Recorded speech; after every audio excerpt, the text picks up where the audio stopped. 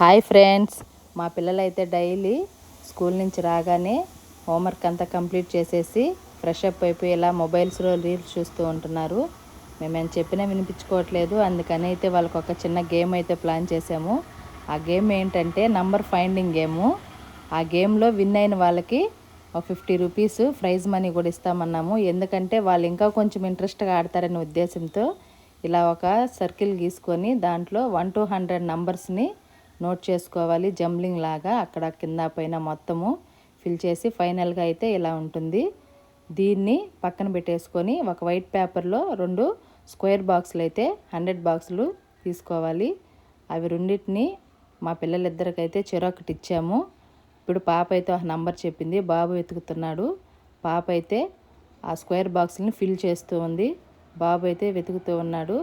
వాళ్ళు ఆ గేమ్ ఎలా ఆడారో మీరే చూడండి. ఇప్పుడు మా బాబు అయితే పాపకి 39 నంబర్ ఇచ్చాడు. పాప అయితే వెతుకుతుంది, బాబు అయితే స్క్వేర్ బాక్స్ని ఫిల్ చేస్తూ ఉన్నాడు.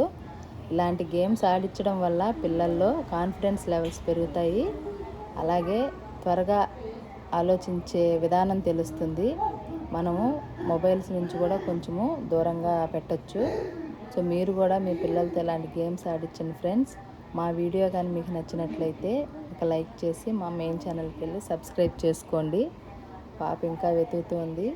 ఇలా ఒకరికొకరు ఇద్దరు మార్చుకుంటూ గేమ్ని అయితే కంప్లీట్ చేస్తూ వస్తున్నారు. చూడండి, పాప అయితే ఇంకా వెతుకుతుంది. లాస్ట్లో ఫైండ్ చేసింది, సర్కిల్ చేసేసింది. సో గేమ్ అయితే ఫైనల్గా ఇలా కంప్లీట్ చేశారు. పాప అయితే విన్ అయింది. బాబు బాగా ఆడాడు.